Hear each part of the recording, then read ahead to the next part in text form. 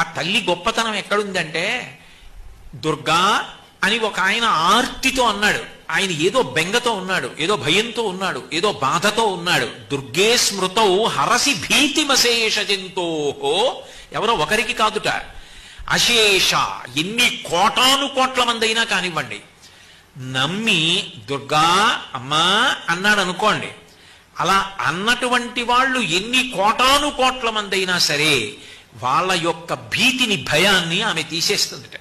దుర్గే స్మృతౌ హరసి భీతి మశేష జంతో స్వస్థై స్మృత మతిమతీవ శుభాం దదాసి. ఆయనకేం కష్టం లేదు, ఆయన సుఖంగా ఉన్నాడు, హాయిగా ఉన్నాడు. ఆయన అమ్మని తలుచుకోకుండా ఉండడు. అందుకని ప్రతిరోజు అవకాశం ఉన్నప్పుడల్లా అమ్మా దుర్గా దుర్గా దుర్గా అంటూ ఉంటాడు.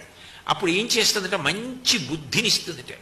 ఇవ్వడమే కాదు, ఆయన కీర్తివంతుడు కావడానికి ఆయన యందు అట్లా ఆలోచన దొంతరలుగా ఎన్నో మంచి శుభ సంకల్ప